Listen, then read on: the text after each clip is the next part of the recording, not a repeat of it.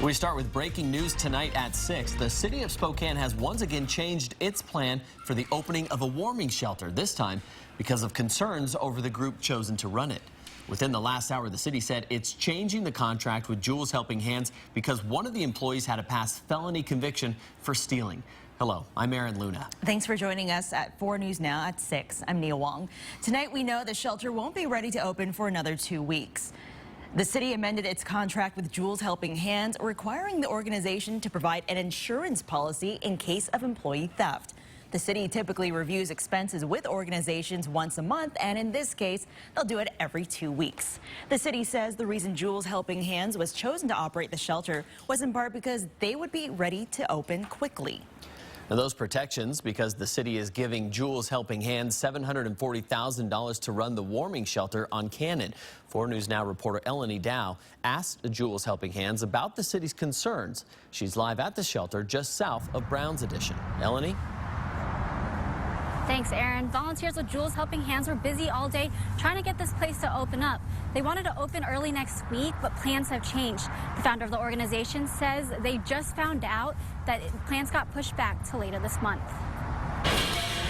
Soon, this place will be full of those in need of help. It was one day 4 years ago that volunteer Daniel Beadle needed some help of his own.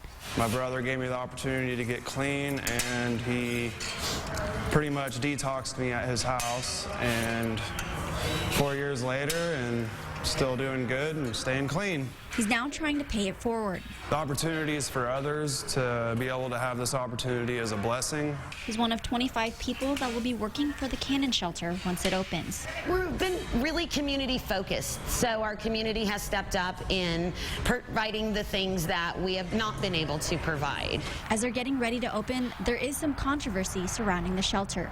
The man who works with Jules Helping Hands is being questioned because of his criminal history. A convicted felon with a history of stealing from an organization he worked for.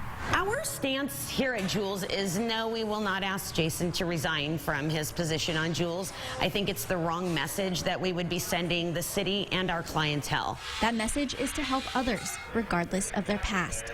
We teach them and want them to work hard.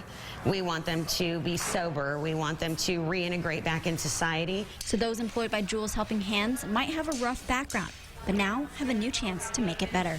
Part of what Jules does is create that environment, a safe, friendly environment, and that's why the mural on the wall is so important. The beds are very important. We want to welcome people into our center. Garcia tells me they are just about ready to open, but at this point now, they're just waiting for the city. In Spokane, I'm Eleni Dow, 4 News Now.